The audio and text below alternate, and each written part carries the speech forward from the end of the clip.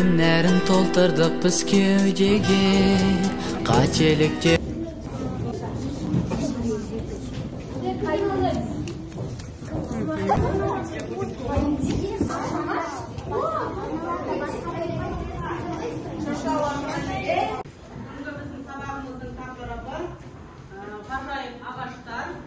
Оқу мақсаты оқылым стратегияларын қолдану, жалпы мазмұнын түсіну үшін оқу, нақты ақпаратын табу үшін оқу, тура және ауыспалы мағыналы сөздерді, көп мағыналы антоним, синоним сөздердің ерекшеліктерін қолдану.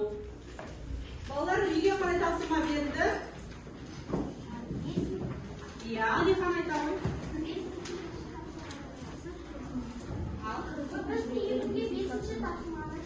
Бесінші тапсырманы деді. Ол жерде не істеу керек еді?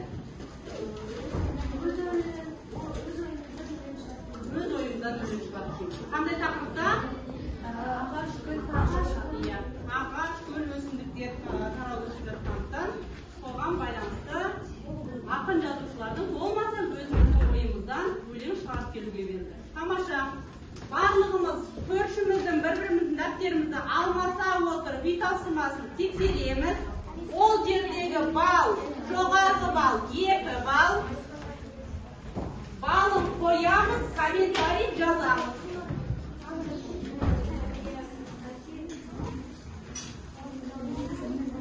Алсыңдар ма? Балын қойып комментарий жазамыз.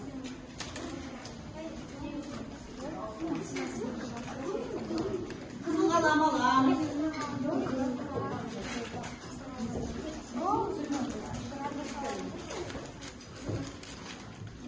Балық қоямыз, е, комментарий жазамыз.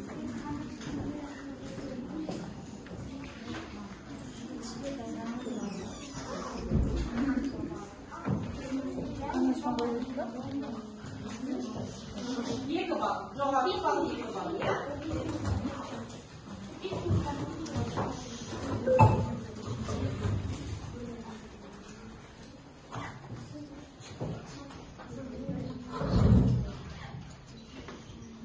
Комментарий жазамыз. Тексердің бе? Иә, комментарий жазамыз. Ат сөйлемейміз. Тамаша. Тексеріп болды ба?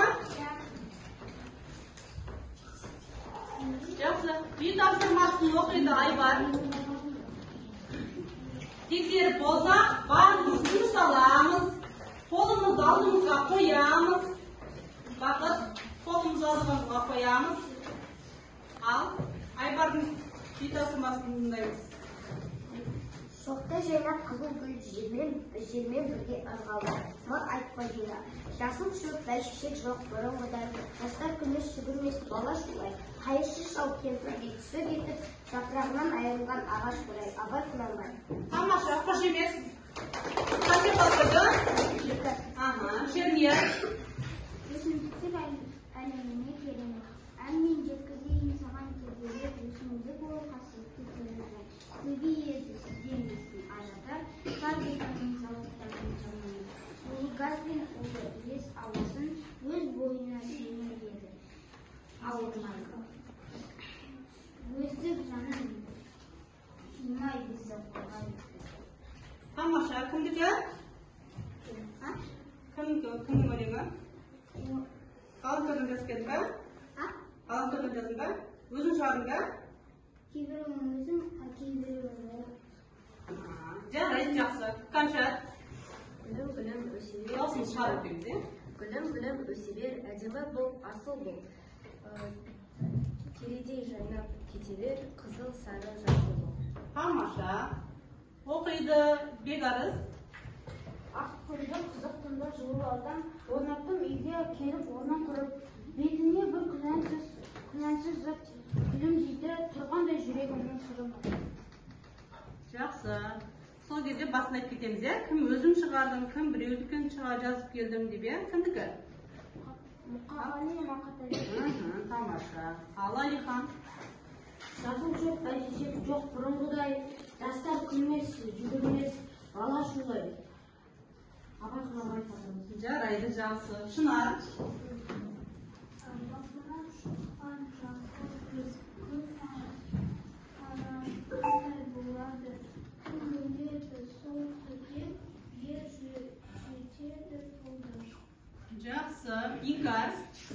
Жасыл шөп бәйшешек жоқ, бұрынғыдай жастар күмес жүгірмес бала шулай. Қайшы шал кемпірдей түсі кемпір, жапырағын айырған ағаш құрайды. Абасынабай. Тамаша. Іңкәр. Кәусар. Жалғыз ағаш. Қара жолдың үстінде кеудесін тасқа ұрғылап, ескерусіз ешкімге жататын ағыл бір Тамаша. Саида. Қызыл жасыл көккөздер қайдан қалай өскендер, не дейсіңдер не қанша жасқа жетті.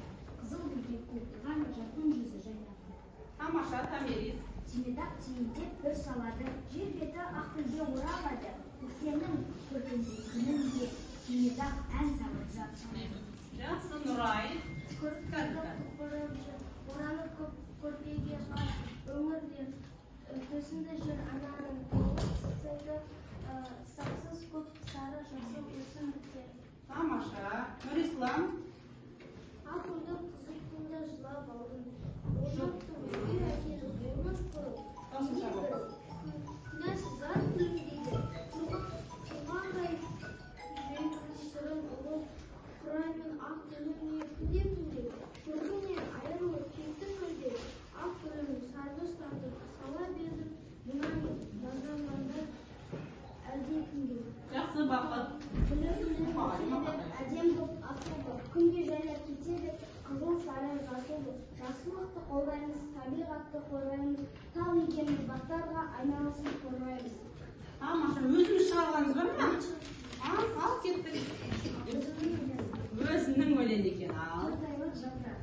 Күз басталды жапырақ, жапырақтар сарғайды. Жерге түсіп жапырақ алтын түске айналды. Қыс басталды жапырақ, жапырақтар қайда екен? Ары бері іздедім, біреуін де таппадым.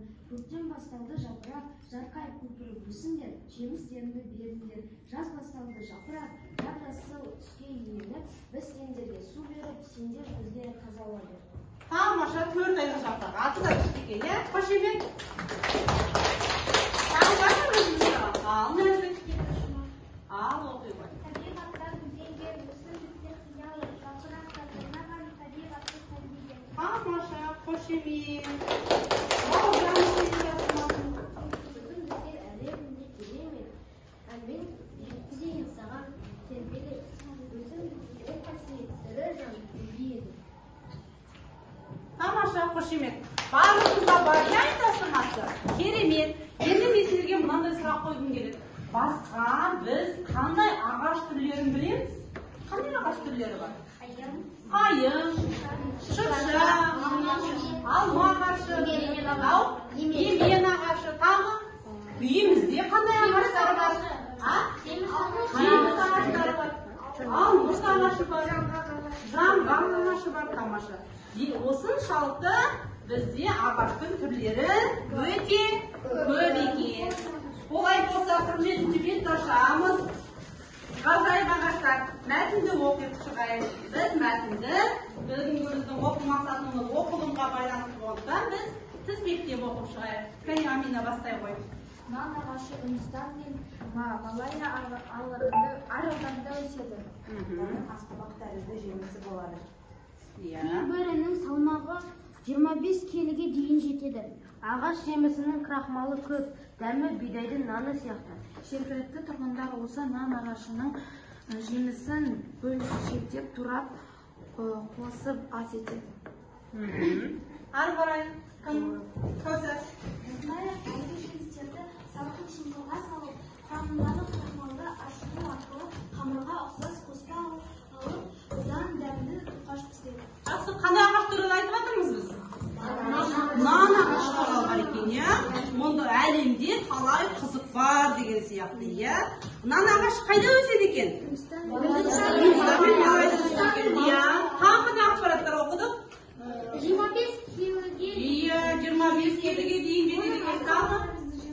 Тағы тамаша. Кеттік, келесі оқимыз ары қарай. Кімге келдік? Ал, Айша. Ағашы Бразилияда. Сүт ағашы бар екен, иә? Бразилия сүт беретін ағаш бар. Ол Амазон өзенінің жағасында өседі. Жақсы. Жергілікті халық оны солвейга деп атайды. Солвейга ағашының бір жерін қалса, одан сүт сияқты ақ шырын саулап қоя береді. Жақсы. Өзі сүттен сәл қылдау.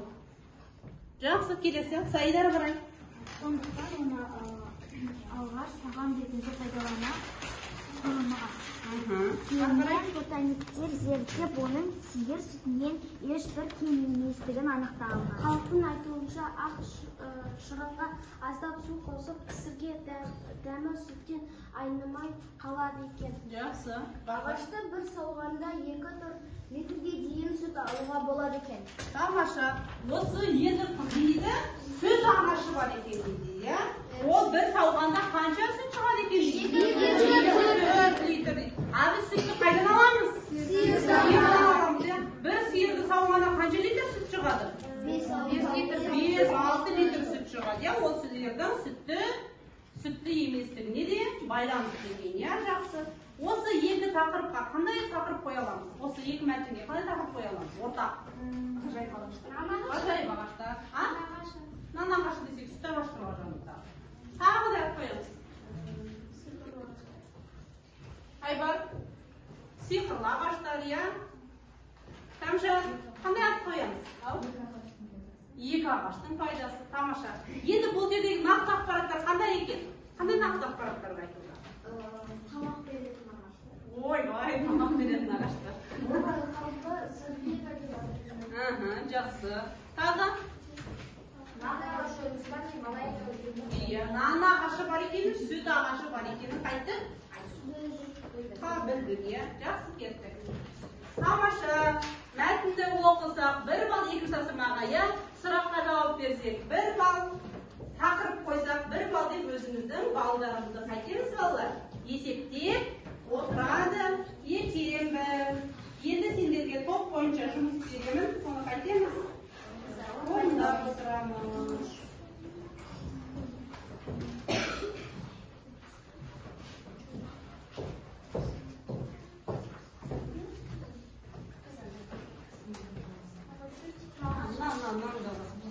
Міне, топпен ақылдаса отырып, дәптерді ашамыз, дәптерге орындаймыз. Қарашаның 23-і сынып жұмысы, ғажайып ағаштар дейміз де, топпен жылдам орындаймыз. Қай топ бірінші орындайды?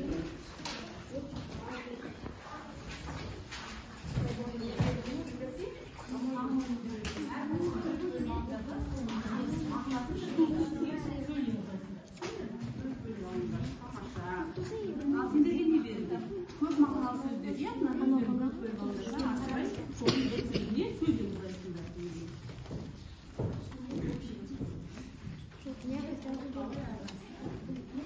Сендерге қандай тапсырма берілді? Синонимді табу керек, иә? Антоним, жоқ, антоним ғана істер. Антоним табу керек. Мақал мәтіндерде антоним табамыз. Иә? Антоним ойнайды. Екеудің барлық антоним. Сендерге не берді? Синонимдерді табу керек, иә? Бұл жердегі мақал мәтіндердің синоним табу керек. Нұрсана, жылдамдатып жазамыз. Бөлісіп алыңдар, иә? Тапсырмалары. Бірлесіп, ақылдасып отырып.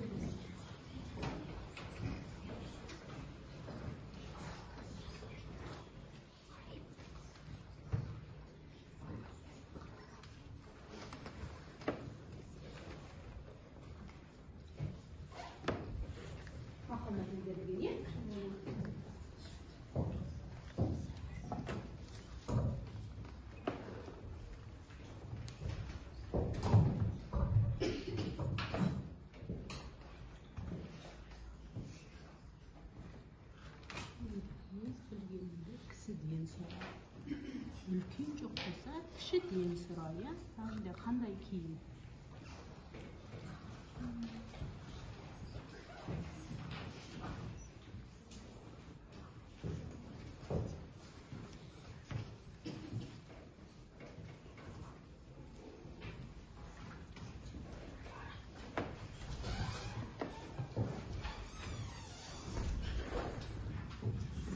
Бірге қол шапалақтаймыз, иә? Жылдан орындаймыз.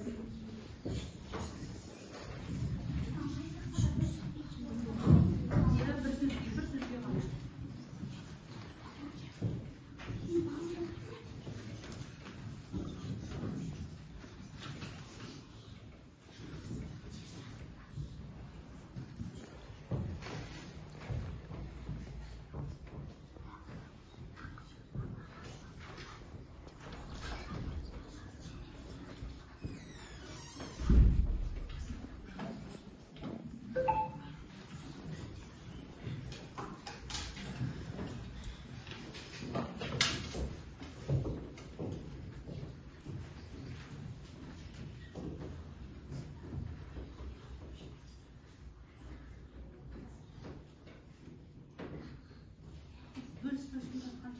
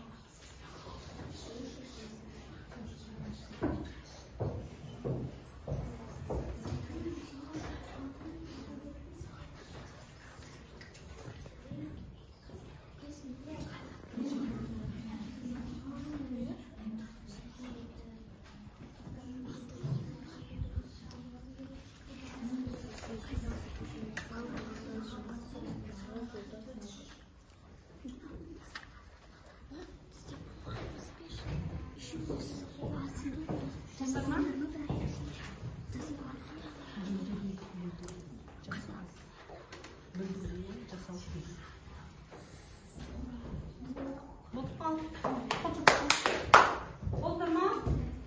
Жақсы. Барлығымыз бері қараймыз. Барлығымыз қараймыз. Топты тыңдаймыз, иә? Ал кетіп бірінші топ кеттік. Қандай тапсырмасын берді? Арық. Солай ғой. Иә, оқи ғой. Арық. Сабақ тауып сөйлем құрамы. Жақсы, тамаша. Айта беріңдер. Мен қара түсін таңдадым. Қара түсіні... Қара деген бірінші бағмаша айтыңызшы. Қара ол Қара. Ана мысалға біріншісі ол сөз, және ол екіншісі қара, жер қара. Қара түсті көйлек алдым.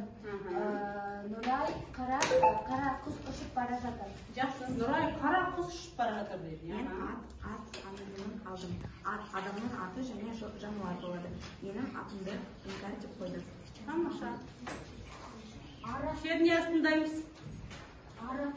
Судың арығы және арық адам. Арықтан су аққан түс. Адамның түсі, заттың түсі. Адамның түсі, иә? Адам түс көреді, иә? Одан кейін? Аспанның түсі көк көбек. Тамаша. Мен сабақ деген сөзді алдым. Қойдың сабағы бұл. Мен сабақтан кейін соң өзімізді орындаймын. Тамаша, қошемет бірінші топқа. Қазір сөйлесеңдер, балдарыңды төмендетіп тастайын. Екінші топ тыңдаймыз. Бізге көп мағыналы сөздердің жалғасын тауып, оларға сөйлем құрау керек. Жақсы. Мен сөздің басын алдым. Сөздің басы, көшенің басы, хайуанның басы, гүлдің басы, адам басы. Жақсы, тамаша. Инга тыңдаймыз. Сөйлем, біз бүгін балалармен көшенің басында футбол ойнаймыз. Тамаша. Тағы? Мен кітаптың бетін алдым. Кітаптың беті адамның беті, жануардың беті, мүсіннің беті. Сөйлем, кітаптың беті таза болу керек. Тамаша. Мен сағат тілін алдым. Сағат тілі, адам тілі, жануар тілі, қазақ тілі. Сөйлем, қазақ тілі алфавитінде 42 әріп бар. Тамаша. Әліпбиінде, иә? Кеттік. Ал келесінде де қандай тапсырма берілді? Антонимдерді тау керек. Ал айта ғой. Үлкенге құрмет, кішіге ізет. Әдепті бала, аңлы бала, әдепсіз бала, сорлы бала. Жақсы. Бізде антонимға қарама-қарсы сөз тапсырды. Иә. Жақсы жолдас, жанға сенім. Иә. Жаман жолдас, малға сенім. Тамаша. Жүрген оңай, істеген қиын. Тамаша, қошемет. Ал сендерге қандай тапсырма берілді? Синонимдерді тау керек. Ал айта қойыңдар. Дауысыңды шығарып оқыш. Өз білгеніңді кісіден сұра, үлкен жоқ болса кішіден сұра. Жақсы, келесі. Алихан тыңдаймыз. Көне киім жаңаны сақтайды, кәрі кемпір баланы сақтайды. Тамаша. Атам екен, анам екен, қысылғанда баян екен. Тамаша. Бармадағы? Ала қоныс алтын екен. Тәтті дәмсіз балдың уы бар. Тәтті дәмсіздің балдың, тәттінің дәмсізі балдың уы бар. Тәтті бұл жерде қандай? Бал дегенге бір-біріне синоним болып тұр екен. Жақсы, тамаша. Қошемет деп қояйық. Енді мен сендерге мынандай бір қызық дүние көрсеткім келді. Барлығымыз бері қараймыз, бері қараймыз. Мынаны қараңдар. Мына менің ойлаған суретімді сендер қалай ойлайсыңдар? Менің ойыммен келісесіңдер ме? Мен мына жерге бірінші суретке жақын болсам. Мынау кімдер? Мадагаскардағы пингвиндер, иә? Бұны мен кімдер деп алдым? Синонимдер деп алдым, а? Синоним келісесіңдер ма? Неге? Өйткені олар бір-біріне қатты ұқсайды. Мінездер Бәрі пингвин. Иә, бәрі пингвин. Қандай олар бір-біріне айтыңдар? Синоним дегеніміз не? Ұқсай ма енді? Иә, бір-біріне жақын, бір-біріне дос, туысқан. Синоним дегеніміз не екен? Мағыналары бір пингвин ғой, иә? Мен оймен келісесіңдер ма? Иә. Бір-біріне жақын сөздер екен. Ал келесі.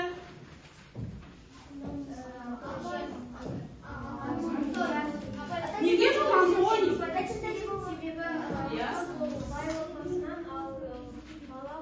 Иә, бала, бай, кедей. Бай мен кедей, антоним дегеніміз мағынаға бір-біріне қарамағысы. Бай және де кедей, ол бір-біріне қарамағасы. Және қыз Иә, қызбен ол екен. Бір-біріне қарамағасы ма екен мағынасы? Келесі. Қатсам сабаққа. Неге бұлар амоним? дыбысталуы бір Иә. себебі ол екеуі де ана не суда жүзетін ана не Міне, әдейі жақындап тұрмын. су перісі. Иә. Екеуі де суда жүзеді, бір-біріне ұқсас. Екеуі де қаншайым. Иә, біреудің аяғы бар, дұрыс айтады Бекарыс. Екеуі де қыз болғанымен де не екенсіңдер дұрыстау, иә? Біреудің аяғы бар, біреуі қыз, біреуі су терісі. Амоним деген ұқсай ма екен? Қара деп айтып аламыз, бірақ ол не істейміз? Қара түс болып кетеді, бері қара деп айтады екенбіз. Тамаша. Олай болса, енді сендердің топтардың аттары қандай? Шырша. Шырша, кәне суреттен, иә? Біз шырша тобы болып бөліндік, иә? Шырша. Енді сендер қалай топ болдыңдар? Қайын, тамаша. Сендер қалай топ болдыңдар? Алма ағашы. Қайда суреттер? Қонақтарымызға көрсетпай-ақ алма ағашын суреттер. Бұрып көрсет. Тамаша. Сендерді қандай? Емен ағашы. Қонақтарымызға көрсетпай-ақ. Емен ағашы. Демек біз ғажайып ағаштармен қатар ағаштардың түрлеріне бөлінген екенбіз. Енді сендерге тапсырма. Осы ғаламторды пайдалана отырып, өзіміздің ағашымызға байланысты мәлімет іздейміз. Ал кеттік. Точка достық қосып тұр. Иә, ғаламтордан іздейміз.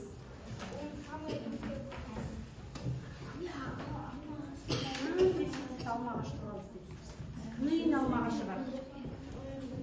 Бар ма еді алма ағаш?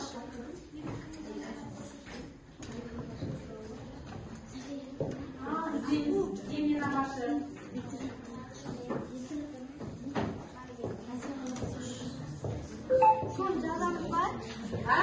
Ауызша айтамыз, дайындап жатсаңдар бол.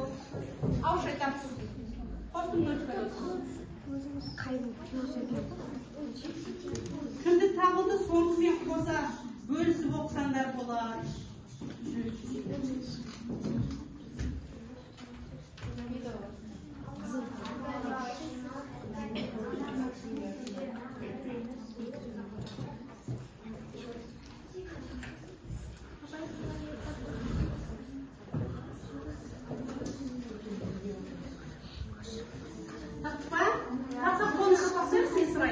Ал кеттік, кім білді?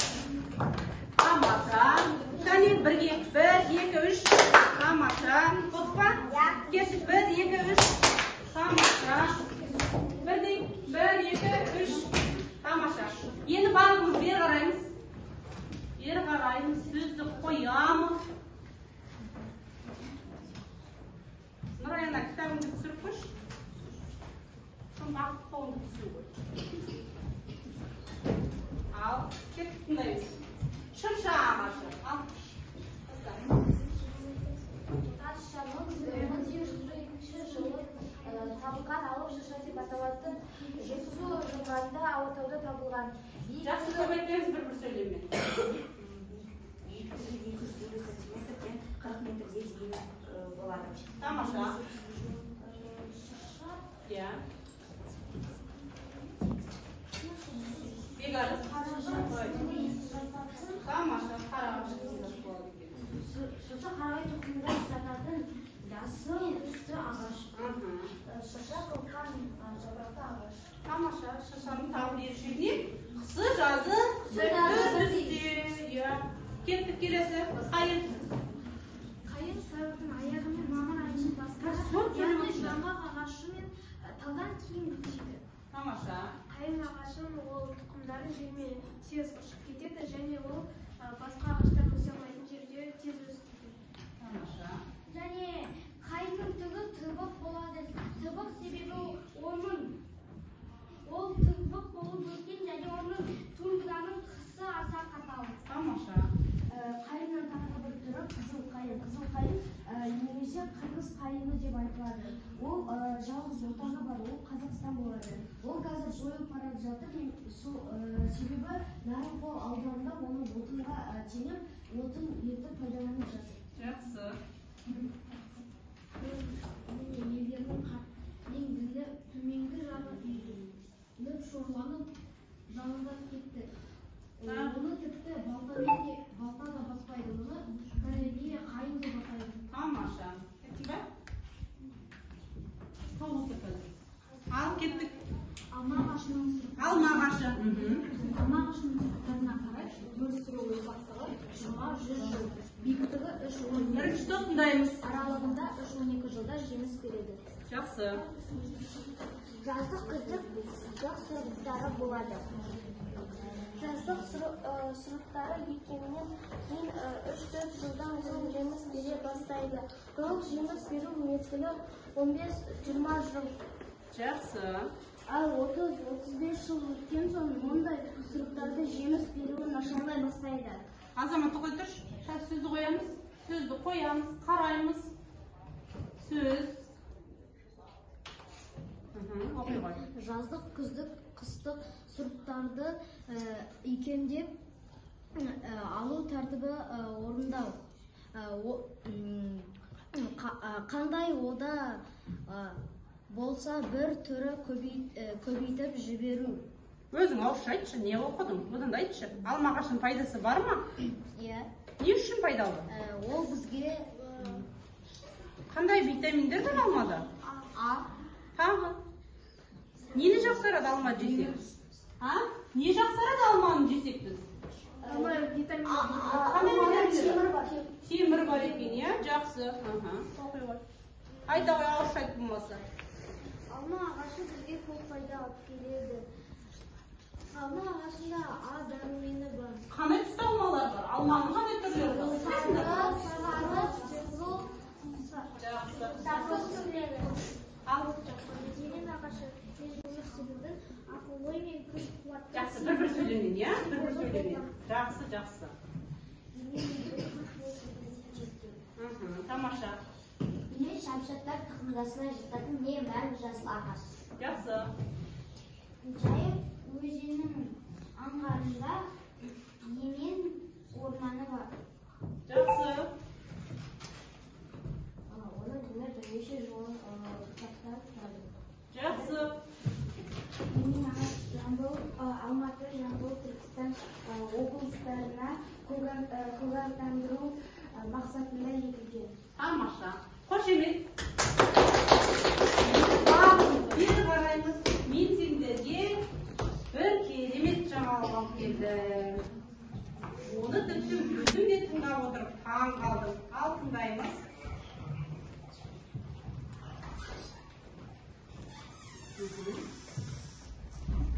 Алматының қақ ортасында ғажайып қағаз көзіде бәлкімдер жаңа жылдық кеште осы желектің түбінде тілеу тілесе орындалады дейді. Бұл түсінікке алматылықтардың дені иланатын сында, енді олар осы бір күні қалыпты шаршаманына емес, сол ағаштың төңірегіне топтаспақ. Мына ерекше ағаштың тылсым күші бар. Емен мен қарағайдың соғысынан пайда болған ерекше ағаштың түбіне келіп тілек айтса, орындалады дейді мамандар. Жаһан жүзін жасыл жағалысымен жадыратқан желектер табиғаттың тартуы ғана емес, сондай-ақ ол адамзаттың тілегін орындайтын жаратылыстың бірі болып шықты. Алматы қаласының тұрғыны Құлмұхан Нәбенов бұл ерекше ағаштың жанынан күнде өтеді десе де оның тылсым күші жайында естімеген екен. Бүгінде ол жаңа жылдық кешке орай киелі өсімдікке өз тілегін айтып үлгерді. Мен осы ағаштың қасынан бірде өткен, бірде екі ағаш тоғысқан кезде қарағайды өз тілегіммен айттым. Енді осы жерде көрдіңдер ма балалар, өзіміздің Алматыда Фурманов-Шевченко, Фурманов көшесі, Назарбаев көшесі болыпты. Назарбаев-Шевченко көшесінде емен мен қайын ағашының екеуі бірігіп шыққан екен де, содан 31 күні кешке сол жерде тілек айтса орындалады екен. Енді Алматыға жолдан түсіп жатса, 31 күні сол жаққа барсаңдар болады екен. Сына көрдіңіз ме, қанша жыл өтіп жүрген ағайдың өзі таң қалып жаңағыны естіп, енді мен тілек тілейтін болдым дейді, иә? Керемет екен, иә? Міне сендерге функционалдық сауаттылық демейді ма? Ал жақсы, мен сендердің телефондарға Мені де таң қалдырдыңыз. Рахмет. Жалғыз ағаш деген өлеңді оқимыз ба? Ал кеттік.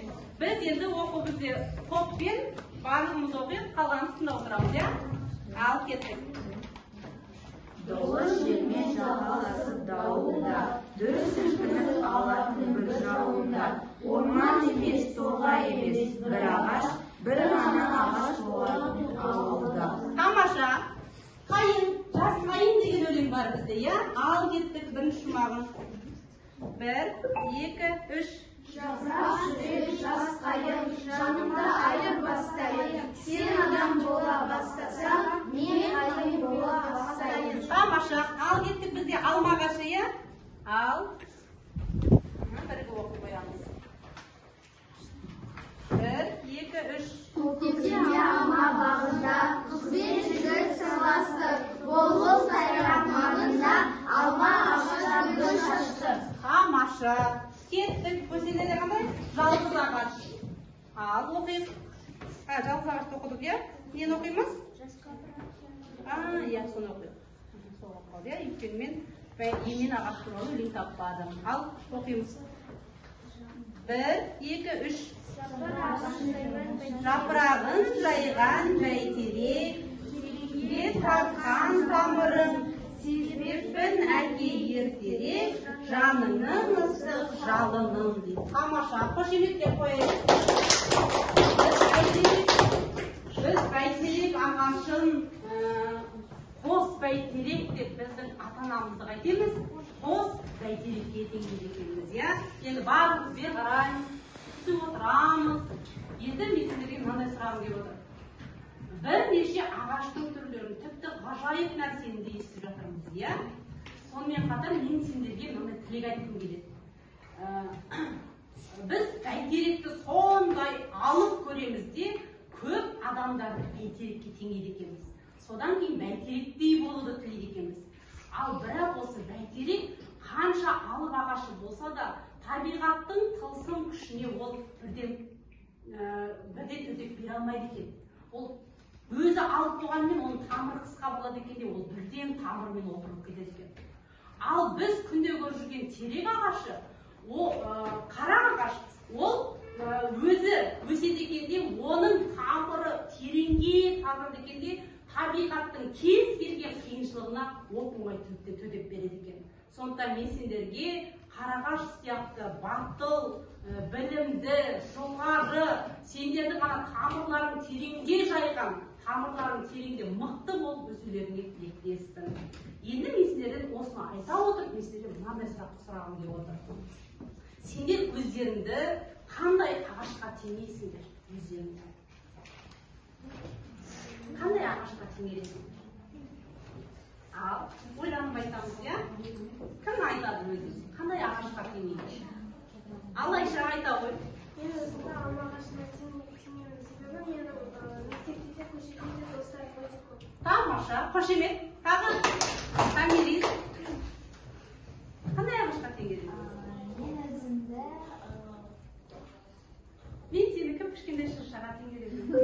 Әрқашан не айтсам да күліп қарсы алып, шырша сияқты үнемі қысы жазы бір түсте боласың.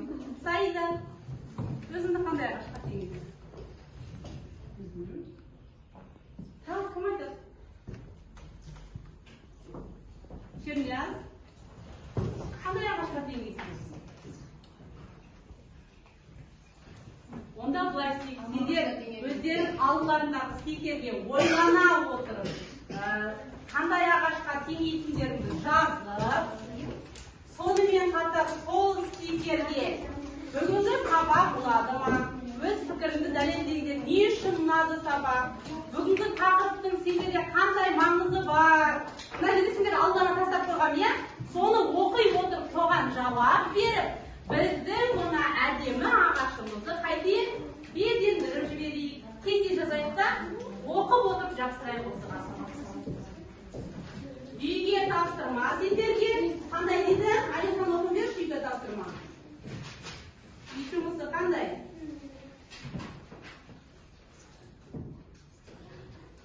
Иә, оқып. Не дейді? Үйдің орнына қорын Үй тапсырмасы. Үй тапсырмасы. Еліміздің аумағында әулие ағаштар бар ма? Осындай табиғат ескерткіштері туралы хабарлама. Тамаша. Енді дейді сендерге қандай? 48-ші беттегі 5-ші тапсырма. Тағы да басқа қандай әдемі ағаштар бар, ғажайыптар бар. Соған хабарлама жазып келу керек екенбіз. Жылдан жазамыз.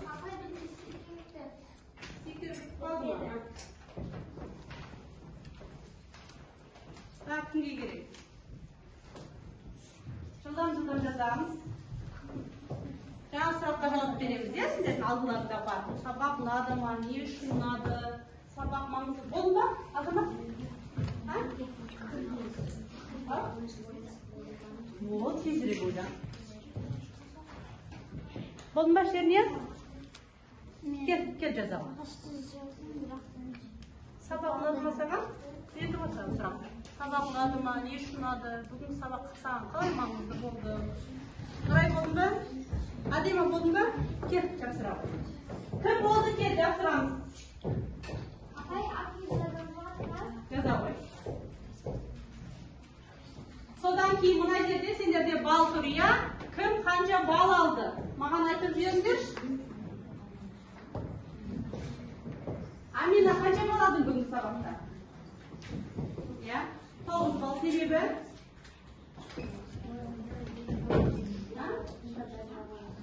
Zülkar bağladın mı? Özün bağladın mı? Ойлап отыр, не үшін 9? Бекарыс қанша ball aldың? Не үшін?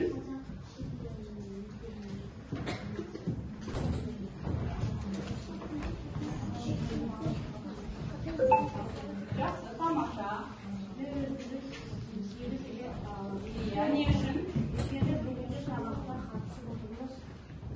Енді 2 ball қайдан жетпей қалды? Бақыт келді. Ал, Нұрай. Қайсын жапсырдың? Қайсын жапсырдың? Ал, оқи қой. Маған Иә. маған бүгін өте ұнады, себебі бүгін өте көп ағаштарды білдім. Жақсы, тамаша. Отыра қой. Ал.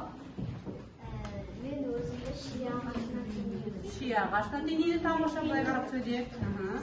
Сабақ қалай болды? Өзіңді алып теңедің ба? Ал. Маған бүгінгі сабақ өте қызық болды. Мен өзімді шиеге теңедім, себебі менің үйім қосылай. Тамаша.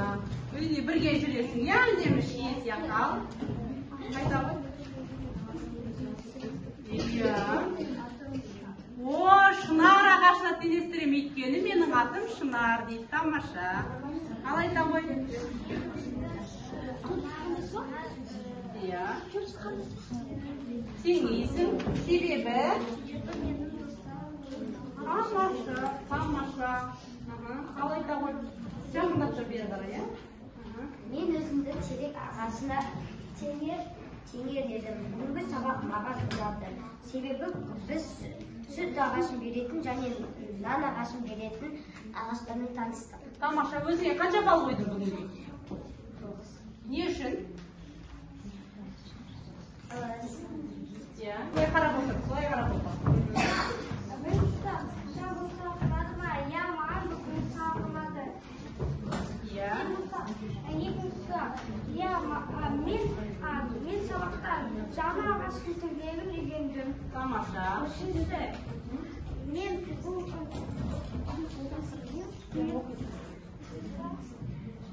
мен бүгін ағаштардың түрлерін және оның қандай екенін түсіндім.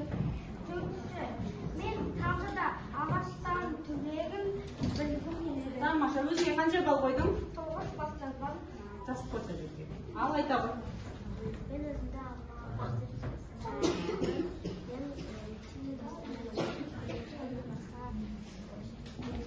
Тамаша. Қанша балл алдың деп ойлайсың бүгінгі сабақта? Қанша балл қойдың өзіңе? Ал?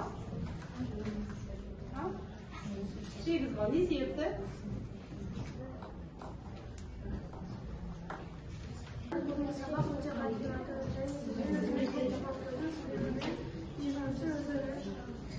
Тамаша, жақсы. Ал. Айттың ба? Айта ғой. Маған бүгінгі сабақ өте қатты ұнады. Мен бұл тақырыпта ғажайып ағаштар туралы білдім.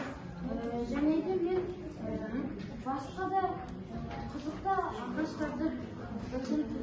Жақсы, тамаша. Димаш? Маған сабақ ұнады. Мен көптеген ағаштардың түрлерін білдім. Мен ағаштарды және олардың қасиеттерін білдім. Жақсы, тамаша.